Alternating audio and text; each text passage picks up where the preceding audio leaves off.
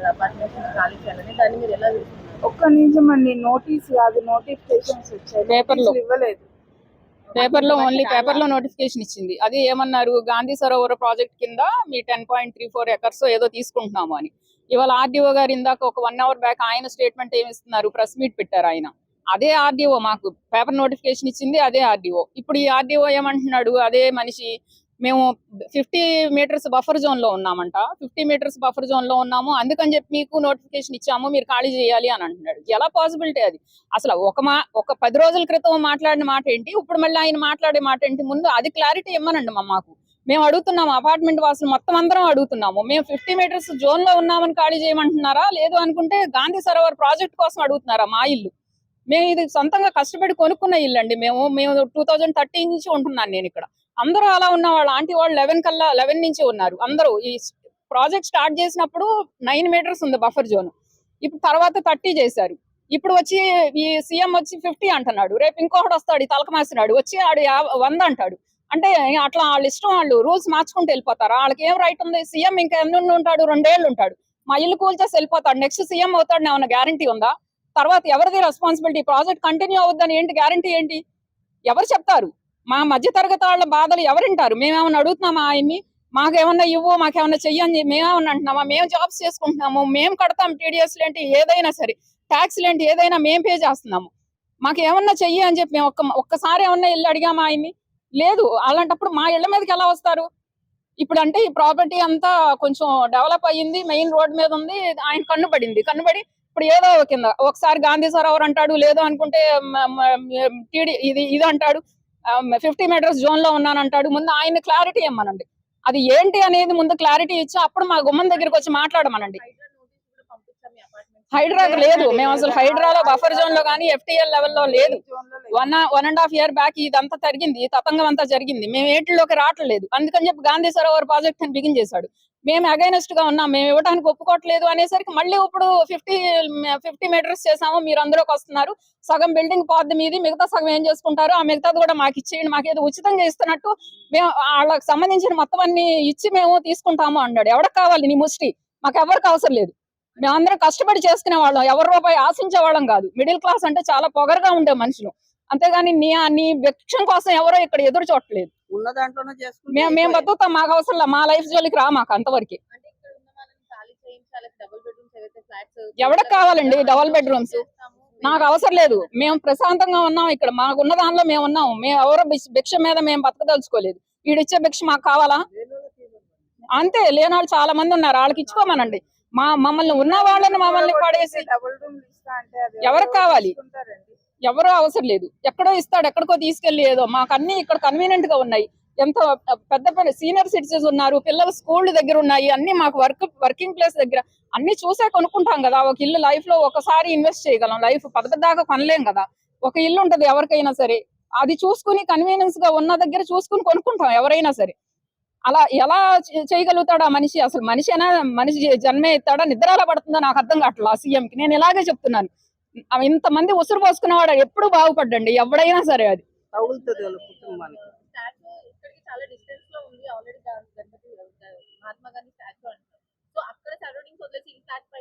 నేను అదే చెప్తున్నాను కదా, ఇది కొంచెం బాగా డెవలప్ అయ్యింది, మంచి మెయిన్ రోడ్ మీద ఉంది, తనకి బాగా కమర్షియల్ గా బాగా యూజ్ అయ్యే ప్రాజెక్టు. అందుకని చెప్పి ఇప్పుడు ప్రజలకి ఇవ్వడానికి డబ్బులు లేవు అంటాడు, నన్ను కోసినా నాకు డబ్బులు లేవు నా దగ్గర అన్నాయన. అసలు పాలిటిక్స్ నేను పట్టించుకోను, నాకు పెద్ద ఇంట్రెస్ట్ ఉండదు ఆ పాలిటిక్స్ మీద, నేను అవన్నీ కూడా చూడను. వీళ్ళు ఇప్పుడు నలుగురు మా వాళ్ళు మాట్లాడుతుంటే నాకు తెలిసింది ఇలా అంటున్నాడు ఇలా అని చెప్పి. అవన్నీ ఇవ్వటానికి లేనిది, రైతు బంధు అన్నారంట, ఏదో అన్నాడు, ఇవన్నీ చెప్పాడు. అవన్నిటికీ ఇవ్వటానికి లేదు. ఇప్పుడు 5,000 కోట్లు అప్పు తీసుకొచ్చి కట్టాల్సినంత అవసరం ఏముంది? ఏం చెప్పండి? అది ఏదన్నా ఎవరికన్నా యూజ్ ఉంది, పోనీ 5,000 కోట్లు తెచ్చావు దీనివల్ల ఏదన్నా ప్రయోజనం ఉంది అంటే మేము సరే యాక్సెప్ట్ చేస్తాం, మేము ఇది కాబట్టి. ఏమీ లేదు, నీ సొంత అవసరాల కోసం, నీ జేబుల్లో నింపుకోవడం కోసం, నీ సొంత వాళ్ళకి ఏదో ప్రయోజనం చేయడం కోసం నువ్వు మమ్మల్ని ఖాళీ చేసి రోడ్డు మీదకి వెళ్ళమంటాను అంటే మేము ఎలా ఒప్పుకుంటాము?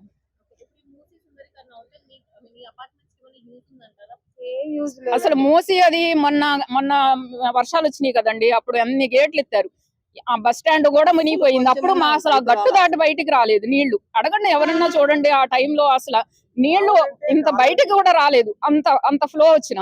మా బిల్డింగ్ పైకి వచ్చేస్తుంది అని చెప్పి ఎలా చెప్తారు? ఆయన ఆర్డీఓ అంటున్నాడు ఇందాక ఆ స్టేట్మెంట్ లో. అది వచ్చింది లెవెల్ వచ్చింది అంటే మీకు ఇబ్బంది అవుతుంది, అందుకనే మేము ఖాళీ చేయించుదామని చూస్తాము అంటున్నాడు.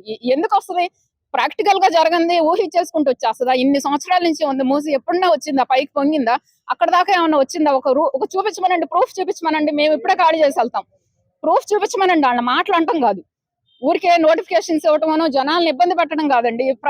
మేము ఎన్నుకుంటే వచ్చాడు ఆ సీఎం, మేము దింపేస్తే దిగిపోతాడు. 2 ఏళ్ళు ఉందో ఇంకా లేదు ఆ సర్వీస్ కూడా ఆయనకి, ఆ కుర్చీలో కూర్చునే హక్కు. ఎలా మాట్లాడతాడు? ఎంతమంది ఫ్యామిలీస్, ఇన్ని వేల కుటుంబాలు ఉన్నాయి ఇక్కడ, ఇంతమందిని ఇబ్బంది చేసి ఏంటి ఆయన బావుకునేది? రూపాయే కాదండి, మనుషులకి కాస్త మానవత్వం కూడా ఉండాలి. ఎంతసేపు రూపాయి సంపాదనే కాదు. ఆయన చేసేదంతా వాళ్ళ ఫ్యామిలీ కోసమే కదా. ఇదంతా ఎంత కూడా పెట్టినా గానీ ఫ్యామిలీ గురించే కదా. ఎవరు సీఎం గానీ పిఎం గానీ ఎవరైనా గానీ ఫ్యామిలీ గురించే కదా ఎంత కష్టపడేది. అలాగనే మా వాళ్ళు కనుక కష్టపడి మేమేదో రూపాయి సఫర్ చేసి బాగునేది ఏంటి? వేకెంట్ ల్యాండ్స్ ఉన్నాయి, చాలా గవర్నమెంట్ ల్యాండ్స్ ఉన్నాయి, అన్ని కట్టుకోండి, నేనేం కాదంటలేదు. మా ఇల్లే పడగొట్టి మా ఇంట్లోనే కట్టాలి అని అంటే, మా ప్లేసే కావాలి అని అంటే అది ఎలా వీలవుతుంది? ఆయనకి ఇల్లు ఉంది కదా, ఆయన ఇల్లు ఉంది, ఆయన పొలాలు ఉండుంటాయి, స్థలాలు ఉండుంటాయి, అవన్నీ మాకేమంటే ఇస్తాడా ఆయన? సారీ.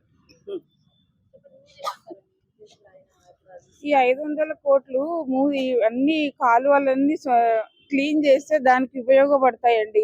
ఒక్క వర్షం పడితే సిటీలో మేము ఆఫీస్ నుంచి రావాలంటే ఎంత కష్టం అవుతుంది. ముందు అవన్నీ చేయమనండి.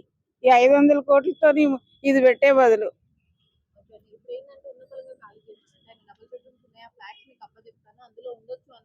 మేము అసలు ఏమి వెళ్ళమండి ఇక్కడ నుంచి. కాదండి, మాకేమన్నా ఆయన ముష్టేస్తున్నాడా? 2 బెడ్రూమ్ అని మేము ఇంత మంచి ఇల్లు వదిలేసేసుకొని వెళ్ళి 2 బెడ్రూమ్ లో మేము ఎలా ఉంటాము? అది ఎక్కడో ఇస్తే డబుల్ బెడ్రూమ్ ఇది మేమేమి ఆస్తులు ఉంటే మేము ఇది కొనుక్కోలేదండి. రూపాయి దాచిపెట్టుకున్నాం, లోన్ కడుతున్నాం. ఇప్పుడు 30 లక్షలు తీసుకున్నామంటే బ్యాంకు లోన్లు మీకు తెలుసు 60 లక్షలు దగ్గర. దాన్ని మేము తినకపోయినా మాకున్న డబ్బుల్లోనే పొదుపు చేసుకుంటా బ్యాంకు లోన్లు కట్టుకుంటా ఉంటున్నాం. అలాంటిది మమ్మల్ని నెట్టేసేస్తామంటే మేము ఆ లోన్లే కట్టుకోవాలా? పిల్లలు చదువులు చెప్పించుకోవాలా? బయటికి వెళ్ళిపోతే మాకు ఎట్లా? ఏది పాసిబుల్ మాకు అసలు? కాదండి, 1 నైట్ లో మేము వెళ్ళి జస్ట్ చూసుకొని కొనేసుకున్న ఇల్లు అయితే ఇది కాదు. మాకు చాలా కొన్ని నెలలు తిరిగి దేనికి ఎక్కడ కన్వీనియంట్ గా ఉంటుందని చూసుకుని కొనుక్కున్న ఇల్లు ఇది. ఆల్ ఆఫ్ ఏ సడన్ ఎక్కడో ఇస్తానంటారు. అక్కడ మాకు ఆఫీస్ కానీ పిల్లల స్కూల్ కానీ అన్ని రకాలుగా మాకు కన్వీనియంట్ గా ఉండాలి కదా. ఇప్పుడు వచ్చిన ప్రాజెక్ట్ కాదు కదా, 2004, 2005 నుంచి స్టార్ట్ అయ్యింది.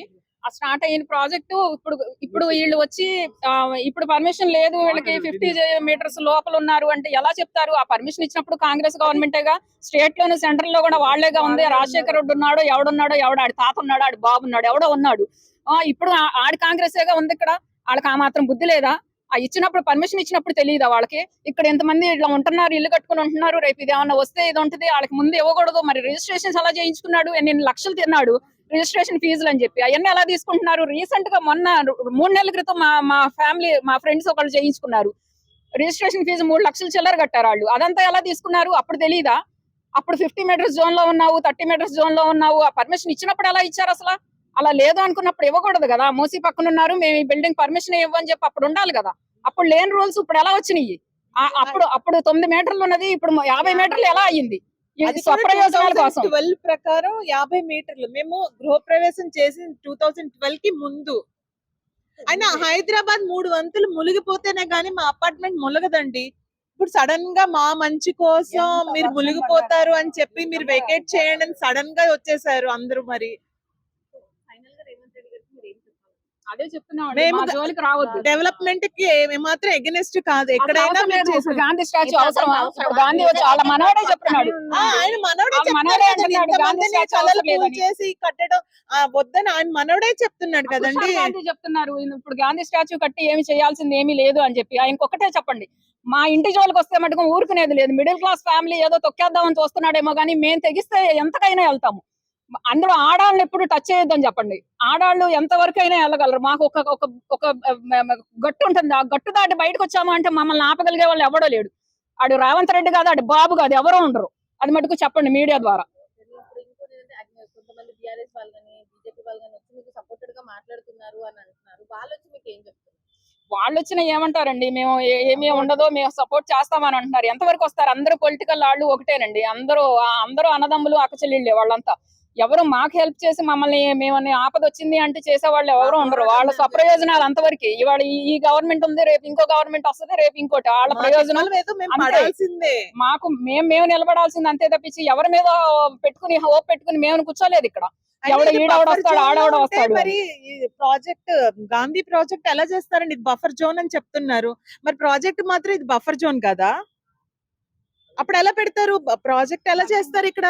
అప్పుడు అది మునుగుతుంది అప్పుడు అది ములుగుతుంది కదా, దాని చుట్టూ ఇంకేం చేసినా అవన్నీ ములుగుతాయి కదా. హామ్ అంటే జరిగితే మరి ప్రాజెక్ట్ కూడా హామే కదా. మన నీళ్లు వదిలినప్పుడు మన అన్ని ఫుల్ మొత్తం అన్ని గేట్లు ఎత్తారు. గండిపేట ఏదో వరదలు ఏదో వచ్చినాయి అని చెప్పి అప్పుడు బస్ స్టాండ్ మునిగిపోయింది. ముందు బస్ స్టాండ్ కోలగొట్టమనండి, బస్ స్టాండ్ కోలగొట్టి ఆ తర్వాత మా బిల్డింగ్ దగ్గరికి రమ్మనండి. ఫస్ట్ అదే కదా మునిగింది. మేమే మునగల, మేము బయటే ఉన్నాము. మరి అది మూసీలోనే ఉన్నప్పుడు దాన్ని తీయమనండి, దాన్ని తీసేసి వేరే ఇంకెక్కడ కట్టుకోమనండి, కట్టి అప్పుడు మా దగ్గరికి రమ్మనండి. నేను ఇదే సవాల్ చేస్తున్నాను ఆయన్ని. అదే మునిగింది, మేమేం మునగలేదు, మేము బయటే ఉన్నాము. అది 50 మీటర్స్ లోపు ఏంటి అసలు మూసీ నదిలోనే ఉంది ఆ బస్ స్టాండ్.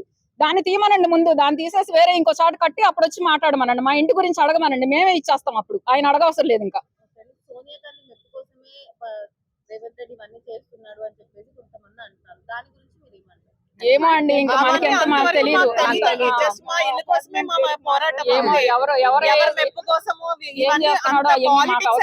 తెలియదు కూడా. మేము హౌస్ వైఫ్ అండి, ఇంట్లో ఏదో ఉండి మా పిల్లల్ని చదివించుకుంటే ఏదో మా ఉద్యోగం మేము చేసుకుని వచ్చేవాళ్ళం. ఇంత రోడ్డు మీద పడేసి ఇట్లా ప్రతి రోజు ఎవరో ఒకళ్ళు వస్తున్నారు, ఎవరో ఒకళ్ళ ముందు ఇలా ఆక్రోశం కక్కుకోవాల్సిన అవసరం మాకు లేదు. ఈ మనిషి తీసుకొచ్చాడు ఇలాగా. మేము ఓట్లేసి ఎలక్షన్స్ లో గెలిపించాము. ఈయన్ని గెలిపిస్తే మమ్మల్ని ఇట్లా చేస్తున్నాడు. అదైతే పద్ధతి కాదు. ఆ మనిషికి ఇంతమంది ఆక్రోశం అయితే కొడద్దని చెప్పండి, అదైతే తప్పకుండా తగులుద్ది. దేవుడు అనేవాడు ఉన్నాడండి, అన్యాయం ఎప్పుడు సహించడు. ఆయన కొంచెం లేట్ చేస్తాడేమో కానీ ఆయన ఎప్పుడు అన్యాయం సహించడు. ఎవరికి ఇవ్వాల్సిన ఫలితం వాళ్ళకి ఇస్తానే ఉంటాడు. ఇంతమంది ఇప్పుడు ఇందాక నేను వీడియోలో చూసాను, కర్మాన్ ఘాట్ లోనే ఏదో అనుకుంటా, ఎవరో ఇల్లు తెల్లారుజామున వెళ్ళి అంతా కూల్చేశారంటే, రోడ్డు మీద ఉన్నాము, మాకు అసలు ఫ్రెష్ అవడానికి కూడా లేదు, ఏదో తెలిసిన వాళ్ళ ఇళ్లలోకి వెళ్ళి స్నానాలు చేసి వచ్చి మళ్ళీ ఇక్కడే కూర్చున్నాము అంటున్నారు. ఇవన్నీ పాపం కాదా? ఆ మనిషికి తగలదా? మేము మనుషులం కాదా? ఏమన్నా చెట్టు పట్టుమా? మేము మనుషులమేగా, మీతో పాటు మేము ఈ గాల్లో ఈ ప్రపంచంలో ఉన్న వాళ్ళమేగా. ఈ దేశంలో మా బాధ్యత చూడాల్సిన ఇది లేదా నీకు? రాజకీయ నాయకుడిగా ఏంటి? ప్రజల ఉపయోగం కోసం, ప్రజల ప్రయోజనార్థం కోసం మిమ్మల్ని ఎలక్షన్ లో నిలబెడతాము, మేము గెలిపించుకుంటాం. మాకేదైనా మంచి చేస్తావే, మంచి చెయ్యకపోయినా పర్లేదు, మాకు చెడు చేయి మాకు, అంతే.